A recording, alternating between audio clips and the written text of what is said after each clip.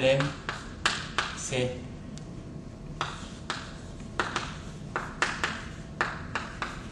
qu'est-ce que le dual d'un programme linéaire? Première question. Et deuxième question, comment trouver le dual assez rapidement? Et puis troisième question, quelle est l'importance du dual?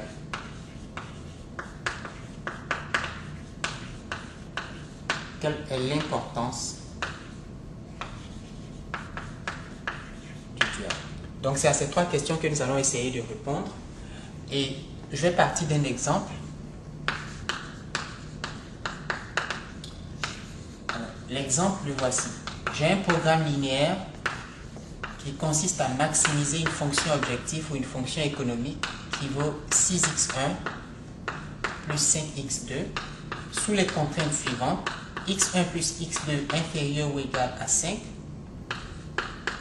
3x1 plus 2x2 inférieur ou égal à 12, et les contraintes de non-négativité, de positivité, x1, x2 supérieur ou égal à 0. Alors, je vais appeler primal ce programme linéaire initial.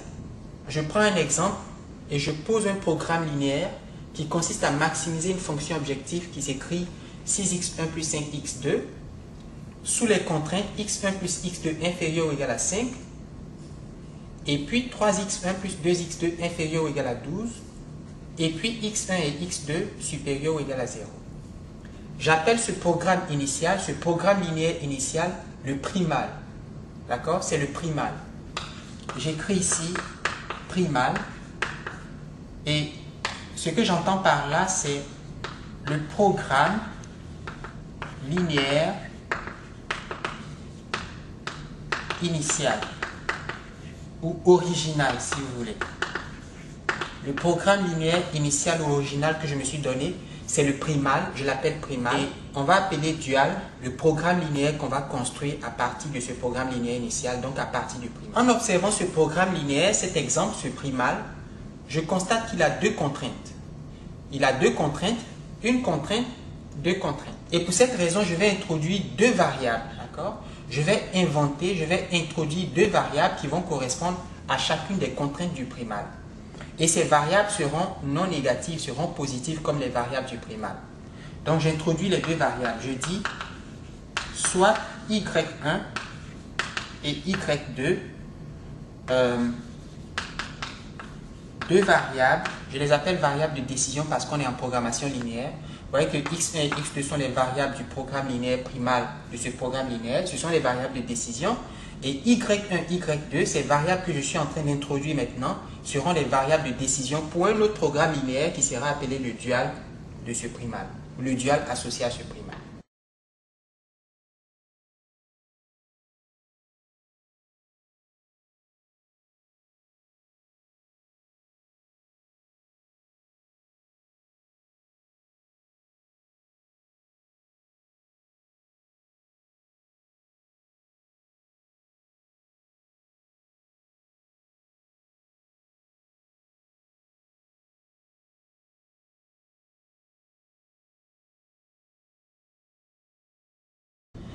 Donc, soit y1 et y2, deux variables de décision qui correspondent aux deux contraintes du primal, d'accord? Qui correspondent aux deux contraintes du primal.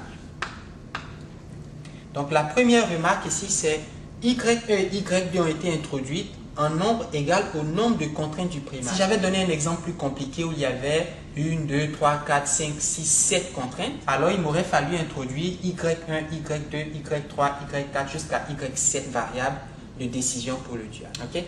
Mais j'ai deux contraintes, donc j'introduis simplement y1 et y2. y1 supérieur ou égal à 0 et y2 supérieur ou égal à 0 comme les variables du primal. Donc y1 et y2 qui ont été introduits de façon tout à fait arbitraire, mais en nombre égal au nombre de contraintes du primal, sont non négatives. Ces variables sont non négatives. Et vous demandez, mais qu'est-ce qu'on va faire avec ces deux variables? Eh bien, vous allez voir. Donc, je prends les deux contraintes du primal. J'ai x1 plus x2 inférieur ou égal à 5 et 3x1 plus 2x2 inférieur ou égal à 12. On va multiplier cette inéquation par la variable y1 et multiplier celle-là par la variable y2. Donc, multiplions cette inéquation, ce qui signifie multiplier chaque membre de l'inéquation par la variable y1. Et puis, on va multiplier aussi chaque membre de cette inéquation par la variable y2. Si on fait ça, alors, on a y1 fois x1 plus x2 inférieur ou égal à 5y1. Et puis y2 fois 3x1 plus 2x2 inférieur ou égal à 12y2. Faisons la somme membre à membre. Donc je vais faire ce terme plus ce terme sera inférieur ou égal à ce terme plus ce terme. Ok? Donc j'ai y1, x1, x2 plus y2, 3x1, 2x2 inférieur ou égal à 5y1 plus 12y2. 5y1 plus 12. Je vais donner un nom à cette quantité. La quantité 5y1 plus 12y2, je vais l'appeler W. Soit W égale 5y1 plus 12y. Et voyez que parce que y1 et y2 sont non négatifs, sont positifs, nécessairement la quantité W est non négative. Elle est positive, d'accord? Parce que j'ai 5 et 12 qui sont positifs, y1 et y2 sont non négatifs, nécessairement W est supérieur ou égal à 0. Mais continuons, on a W qui est supérieur ou égal à cette quantité, donc j'écris W supérieur ou égal à y1 facteur de x1 plus x2 plus y2 facteur de 3x1 plus 2x. Et développons cette chose en mettant ensemble les objets qui ont x1 et puis d'un autre côté ensemble les objets qui ont x2 en commun. Donc je vais développer et mettre ceux qui ont x1 ensemble et puis ceux qui ont x2 ensemble. Alors si je fais ça, j'aurai y1 qui sera avec 3y2. Pourquoi? Parce que vous avez y1 fois x1, 3y2 fois x1. Donc ça va faire y1 plus 3y2 multiplié par x1 plus y1 fois x2 plus y2 fois 2x2. Ça va faire y1 plus 2y2 multiplié par x2. À partir de là, je vais faire une chose qui va vous étonner, mais vous allez comprendre. Je vais faire l'hypothèse suivante. y1 plus 3y2 est supérieur ou égal à 6 et puis y1 plus 2y2 est supérieur ou égal à 5. Ce sont des contraintes tout à fait arbitraires que j'impose aux variables y1 et y2, mais vous allez comprendre l'importance.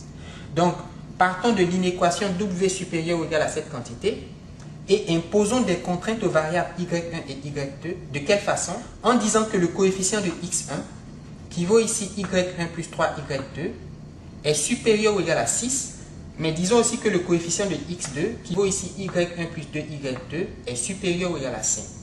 Et les valeurs 6 et 5, je ne les ai pas choisies au hasard. Ces valeurs-là proviennent des coefficients de la fonction objective du primal. Des coefficients de la fonction objective du primal. Faisons les contraintes, ou imposons les contraintes suivantes aux variables y1 et y2. On va dire que y1 plus 3y2 est supérieur ou égal à 6. Et puis y1 plus 2y2 est supérieur ou égal à 5.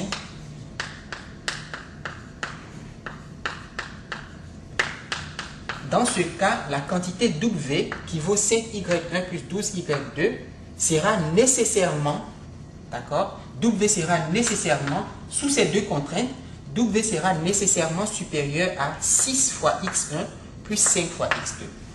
Donc, à 6 fois x1 plus 5 fois x2. W, nous le savons, est supérieur ou égal à cette quantité.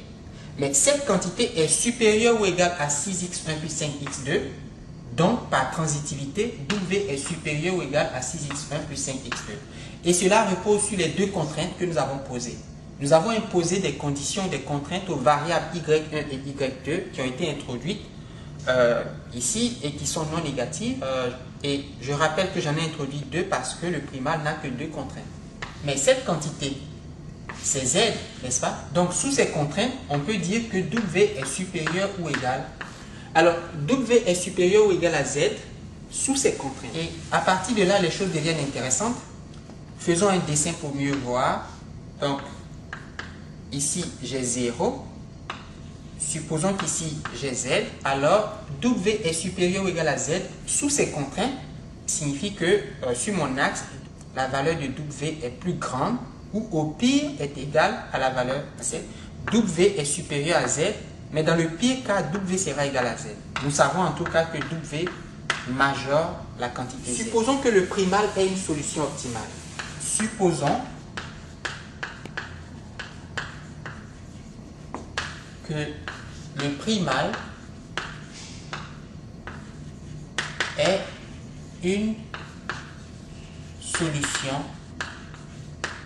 optimale et notons Z étoile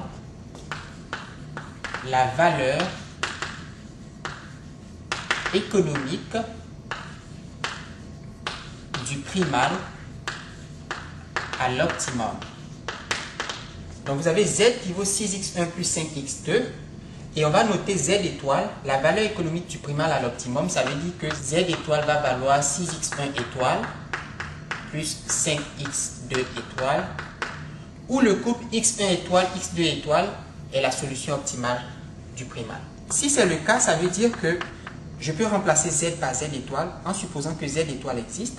Mais vous voyez que W est toujours plus grand ou égal à Z, même si Z vaut Z étoile. Je veux dire, même à l'optimum, ce W dépasse ou est égal à Z étoile. D'accord? Ce W qui vaut 5y1 plus 12y2 est plus grand que Z étoile, c'est-à-dire la valeur économique du primal à l'optimum, ou bien, dans le pire cas, W sera égal à Z étoile. Alors, nous, on peut se demander, mais qu'est-ce qu'on peut faire pour que ce W soit aussi proche que possible de Z étoile? Est-ce qu'on peut rapprocher ce gars-là de cette valeur optimale du primal? La réponse est oui, à condition de minimiser W. D'accord? Si on minimise W, nous savons que W est supérieur ou égal à Z étoile, mais si on minimise W sous ces contraintes, sous ces deux contraintes, autrement dit, si on pousse W vers cette valeur, vers la plus petite valeur possible qu'il peut prendre, puisque de toute façon, il majore cette quantité, si on le pousse vers ici, alors nécessairement, à un moment donné, c'est-à-dire pour un couple de variables y1, y2, W sera égal à Z étoile. Donc, en minimisant la quantité W sous les contraintes y1 plus 3, y2 supérieur ou égal à 6, y1 plus 2, y2 supérieur ou égal à 5, avec les contraintes de non-négativité, on fait coïncider la valeur de W avec la valeur optimale du primal pour que W égale Z étoile. Il faut chercher un couple Y1, Y2 tel que min de W. Alors W c'était combien?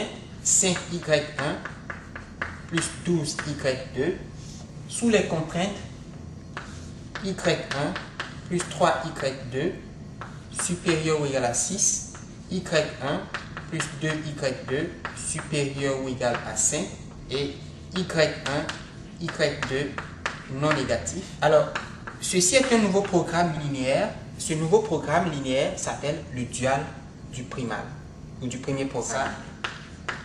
C'est le dual associé à ce primal. Alors, j'efface ici pour écrire ici. Donc, j'ai un programme linéaire que j'appelle le dual qui consiste à minimiser 5y1 plus 12y2 sous les contraintes y1 plus 3y2 supérieur ou égal à 6, y1 plus 2y2 supérieur ou égal à 5, y1, y2 non négatif.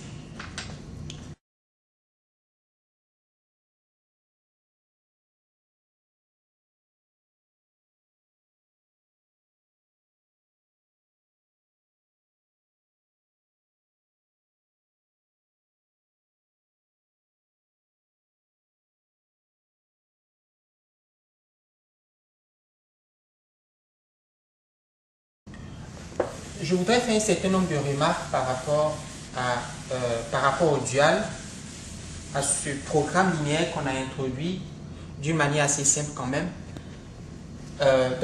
Quelques remarques. Il y a une relation très étroite entre ces deux programmes linéaires et je vais montrer cette relation. D'ailleurs, ça se voit. Vous allez voir entre les coefficients du primal 6, 5, 1, 1, 3, 2, 5, 12, x1, x2 non négatif, les coefficients du primal apparaissent toujours dans un ordre bien précis dans le dual. Donc la première remarque, c'est que les coefficients du primal apparaissent toujours, mais dans un ordre bien précis. Donc il faut trouver cet ordre dans le dual. Alors reprenons notre exemple. On veut maximiser z égale à 6x1 plus 5x2. Les coefficients 6 et 5 apparaissent comme étant les coefficients du second membre dans les contraintes, dans les inéquations du dual. Vous voyez ici, j'ai 6 et 5 qui sont les coefficients de la fonction objective du primal. Et quand je regarde les coefficients du second membre du dual, je vois apparaître 6 et 5. Ok. Première remarque. Deuxième chose, les coefficients 5 et 12, qui sont les coefficients du second membre du primal, apparaissent comme étant les coefficients de la fonction objective ou de la fonction économique du dual. Donc j'ai 5 et j'ai 12, mais regardez, je veux minimiser quoi? W égale à 5, 5y1 plus 12y2.